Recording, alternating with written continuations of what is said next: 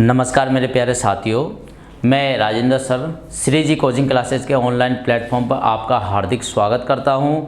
हम यहां पर देखो एसी और डीसी की बात कर रहे थे, एसी और डीसी की डेफिनेशन की बात कर रहे थे, तो वो आपका पूरा हो गया। एसी और डीसी की अगर तरंग की बात करेंगे, जो वेव होती है उसके आधार पर आपने वो भी पढ़ लिया। आज हम यहाँ पर बात करेंगे फ्रीक्वेंसी। फ्रीक्वेंसी का मतलब होता है आवृत्ति। आवृत्ति क्या होती है, और इसी के साथ अपन पढ़ेंगे जो टाइम पीरियड होता है आपका आवर्त काल। तो ये आपका देखो, पहले बात कर रहे हैं अपन आवृत्ति, फ्रीक्वेंसी। यह फ्रीक्वेंसी क्या होती है? आवृत्ति होती है। इस आवृत्ति को कैसे डेफिनेशन बात करेंगे अपन, और इसका जो प्रतीक होता है, यानी आपका आवृत्ति का प्रतीक क्या होता है? एफ होता है। क्या होता है? एफ होता है। यहाँ पर अगर इकाई की बात करेंगे अपन, तो इकाई क्या होती है? हर्ट्ज। क्या होती है? हर्ट्ज, यानी हर्ज भी बोल सकते हैं इसको। देखो डेफिनेशन क्या होती है? 1 सेकंड समय में काटे गए चक्रों की संख्या आवृत्ति कहलाती है। तो देखना, 1 सेकंड समय में काटे गए चक्रों की संख्या आवृत्ति या फ्रीक्वेंसी कहलाती है। ये जो आपकी डेफिनेशन है, इस डेफिनेशन को आपको याद रखना है। यानी 1 सेकंड समय में क्या हो रहे हैं? चक्र काट रही है। कितना चक्र काट रही है? 50 चक्र काटती है। यानी 1 सेकंड में 50 बार क्या होती है? वीप करती है, चक्र को कवर करती है। वो आपकी फ्रीक्वेंसी कहलाती है।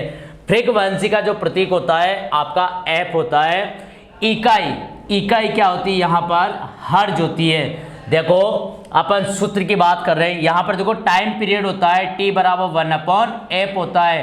तो मैं इसको देखो यहाँ पर यूं भी बोल सकता हूँ के समय अंतराल यानी आवर्त काल के विलोमानुपाती को। तो मैं यहाँ पर इसको ऐसे भी लिख सकता हूँ, आवर्त काल के विलोमानुपाती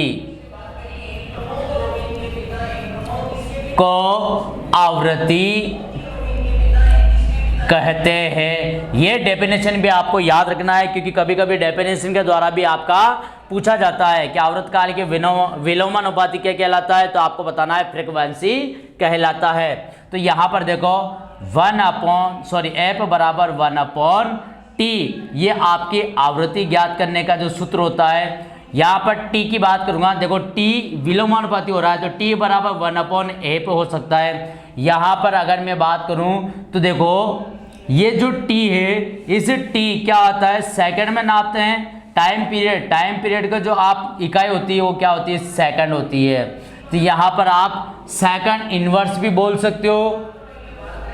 सेकंड इनवर्स, ये देखो आप इस पे भी आप, ये भी किसकी इकाई होती है? इसी की होती है। अगर मैं बात करूंगा यहाँ पर हर्ट्ज, इसी को क्या बोलते हैं अपन? एक हर्ज जो होता है आपका, वो आपकी क्या होती है? इकाई होती है। तो यहाँ पर आप देखना, मोटरों में फ्रीक्वेंसी ज्ञात करने का सूत्र, मोटरों में फ्रीक्वेंसी ज्ञात करने का जो सूत्र होता है वो देखो क्या होता है? एफ बराबर P × N/120। क्या होता है? P × N/120। यहाँ पर P का मतलब होता है पोलों की संख्या। पोलों की संख्या। N का मतलब होता है घूर्णन गति। घूर्णन गति किस में नापते हैं? आरपीएम में। एफ बराबर क्या होता है? आवृत्ति। आवृत्ति की जो इकाई होती है क्या होती है? हर्ज होती है। और ये 120 आपका मान दिया जाता है। यदि मोटरों में अगर क्वेश्चन पूछा जाता है कि 2 पोल वाली मोटर अधिकतम 3000 आरपीएम पर घूर्णन गति करती है, तो बताओ फ्रीक्वेंसी का मान कितना होगा? तो आपको बताना है 50 हर्ज। चाहो तो आप निकाल के देख लेना। P का मान है 2 पोल। कितने पोल है? 2 पोल। किसी 3 फेज इंडक्शन मोटर में पोल की संख्या 2 है और उसकी घूर्णन गति कितनी है? 3000 आरपीएम है। कितना आरपीएम है? 3000 आरपीएम। तो आप उसमें आप फ्रीक्वेंसी ज्ञात करनी है तो आप ज्ञात कर सकते हो। कैसे करोगे? P बराबर एफ बराबर P इंटू एन बटा 120। P का मान कितना है? P का मान यहां पर 2 और n का मान कितना है? 3000 आरपीएम बटे में 120। 0 से 0 काटा, 2 से कितनी बार कटा? 6 बार, और 6 से 300 कितनी बार कटा? 6 पंजा 30 यानी 50। कितना आया आपका? 50 हर्ज।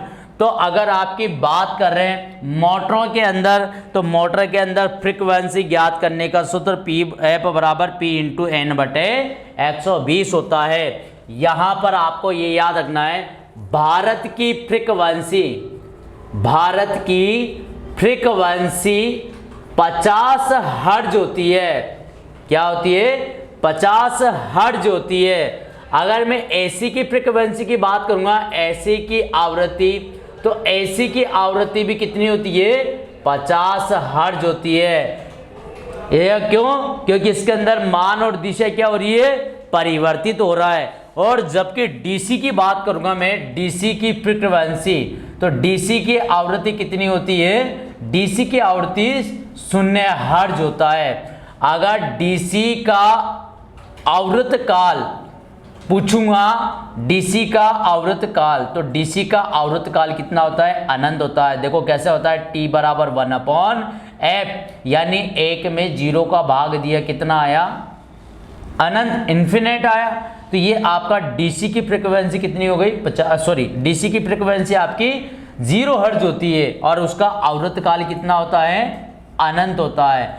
यदि अगर एसी का आवृत्त काल पूछा जाए, एसी का आवृत्त काल टाइम पीरियड पूछा जाए तो कितना होता है आपको? 0.02 सेकंड। कितना? 0.02 सेकंड। कैसे आया? T बराबर 1/f होता है।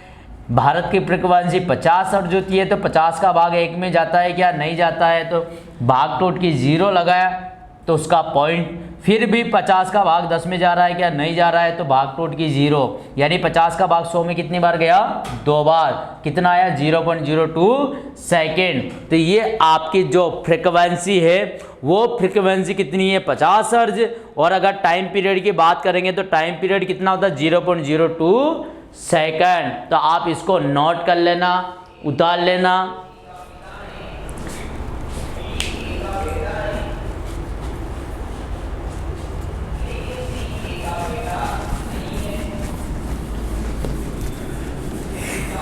ये जो आपके आवृत्ति होती है, अगर आप आवृत्ति भारत की फ्रीक्वेंसी को अगर आपको बढ़ाना है तो क्या करोगे? अल्टरनेटर की घूर्णन गति के द्वारा। तो ये बहुत ही वेरी मोस्ट है कि अगर भारत की फ्रीक्वेंसी, यानी फ्रीक्वेंसी किसके समानुपाती होती है? घूर्णन गति के समानुपाती होता है। तो यहां पर नोट लगा के जरूर याद रखना या लिख लेना, भारत की फ्रीक्वेंसी को अल्टरनेटर की घूर्णन गति के द्वारा बढ़ाया या घटाया जा सकता है। अल्टरनेटर की घूर्णन गति के द्वारा क्या हो रहा है? उसको बढ़ा भी सकते हैं और थोड़ा घटा भी सकते हैं इस फ्रीक्वेंसी को। यहां पर अगर विदेशों की फ्रीक्वेंसी की बात करूंगा मैं, विदेशों की फ्रीक्वेंसी का मान कितना होता है? तो आपको याद रखना है कितना होता है? 60 हर्ज। कितना होता है? विदेश की जो फ्रीक्वेंसी होती है वो कितनी होती है? 60 हर्ज। वहां पर सिंगल फेज कितना होता है? 110 वोल्ट पे होता है। जबकि भारत की फ्रीक्वेंसी कितनी है? 50 हर्ज है। तो भारत में सिंगल फेज कितना हो रहा है? 230 वोल्ट। अब यहां पर देखो, ये जो आपकी फ्रीक्वेंसी है F बराबर 1/T, या मैं अगर मोटर की बात करूंगा तो मोटर की बात कर रहे हैं यहां पर, तो देखना क्या हो जाएगा? F बराबर PN बटा 120। अब ये यहां पर आपको ये याद रखना है कि 2 पोल वाली मोटर होगी, 2 पोल वाली मोटर कितने पे चलती है? 3000 आरपीएम पर। कितने आरपीएम पर? जब यहाँ पर ये याद रखना, डायरेक्ट सीधा जो न्यूमेरिकल है आपको सीधा सा याद रखने हैं। जब फ्रीक्वेंसी 50 हर्ट्ज दे रखी हो, कितना? जब फ्रीक्वेंसी का मान 50 हर्ट्ज दे रखा है तो आपको याद रखना 2 पोल वाली मोटर 3000 पे चलती है, 4 पोल वाली मोटर 1500 आरपीएम पर चलती है, 6 पोल वाली मोटर 1000 पे, कितने आरपीएम पर? 1000 आरपीएम पर, 8 पोल वाली मोटर कितने पर? 750 आरपीएम पर। चाहो तो आप निकाल सकते हो। देखो यह फ्रीक्वेंसी है, यहाँ पर अगर आपको घूर्णन गति ज्ञात करनी है तो n बराबर क्या हो जाएगा? यानी वज गुणा 120 इंटू एफ बटे पी। यदि अगर 120 है, फ्रीक्वेंसी का मान 50 हर्ट्ज है और पी का मान आपको ज्ञात करना है, सॉरी पी का मान आपको दे रखा है 8, तो आप इसको काट सकते हो। देखो ये 4 से कितना बार कटा? 1 चौक 4, 2 चौका 8, ये कितनी बार कट गया? 3 चौका 12 यानी 30 बार। ये कितनी बार कटा? 15 बार। 2 से 30 कितने बार कट गया? 15 बार। अब 15 को 50 से मल्टीप्लाई, तो 15 को 5 से मल्टीप्लाई, 5 15 75, और ये 0 का 0 कितना आया? 750 आरपीएम। तो इस प्रकार से आपको ये याद रखना है। अगर मैं यहाँ पर 10 पोल की बात करूँगा तो 10 पोल वाली मोटर है, कितने आरपीएम पर घूर्णन गति करेगी? तो 600 आरपीएम पर, 600 आरपीएम पर। तो इस प्रकार से आपको ये ज्ञात करना है। कहाँ से ज्ञात करना है? अगर आपको एफ बराबर पी एन बटे 120 ये जो सूत्र याद है, इस सूत्र के माध्यम से आपको n बराबर 120 इंटू एफ बटे पी यानी घूर्णन गति ज्ञात कर सकते हो। पोलों की संख्या ज्ञात करनी है तो आपको p बराबर 120 इंटू एफ बटा n, ये आपकी पोलों की संख्या इस प्रकार से ज्ञात हो जाएगी। इस p के स्थान पे क्या आ जाएगा? n आ जाएगा। तो ये तीनों ही सूत्र आपको याद रखने हैं। आपके जो न्यूमेरिकल होता है बहुत बार पूछे जाते हैं, 3 फेज मोटरों में से या जनरेटर की घूर्णन गतियों में से, इनमें से आपको पूछा जाता है। अगर मैं यहाँ पर आपको फ्रीक्वेंसी का मान अगर बढ़ा दूंगा तो आपका घूर्णन गति क्या होगी? फिर चेंज हो जाएगी आपकी। जैसे मान लीजिए 2 पोल वाली मोटर है और फ्रीक्वेंसी का मान यानी पी का मान तो कितना दे दिया? 2, फ्रीक्वेंसी का मान मान लो 60 हर्ट्ज दे दिया और आपको घूर्णन गति क्या करनी है? ज्ञात करनी है। तो मैंने आपको बताया घूर्णन गति ज्ञात करने के लिए n बराबर 120 इंटू एफ बटे पी। ये 2 पोल वाली 3000 पे कब चल रही है? जब फ्रीक्वेंसी का मान कितना दे रखा है? 50 हर्ट्ज दे रखा है। उस अवस्था में अगर फ्रीक्वेंसी का मान अगर चेंज कर दिया जाए तो क्या होगा? देखो 120 इंटू एफ का मान कितना है? 60 और पी का मान कितना है? 2। तो देखो कितनी बार कटा? 2 से 6 कितनी बार कटा? 3 बार, और 0 का 0। तो देखो यहाँ पर 12 को 3 से मल्टीप्लाई कर लो, 1 12 12 2 12 3 12 36, और देखो ये आपकी 00 यानी यदि अगर 2 पोल वाली मोटर 60 हर्ट्ज सप्लाई से चल रही है तो उसकी घूर्णन गति क्या होगी? ज़्यादा होगी, क्योंकि फ्रीक्वेंसी का मान बढ़ा तो घूर्णन गति भी क्या होगी? बढ़ेगी। और ये घूर्णन गति किसके अनुसार परिवर्तन की जाती है? अल्टरनेटर की घूर्णन गति के अनुसार। किसके अनुसार?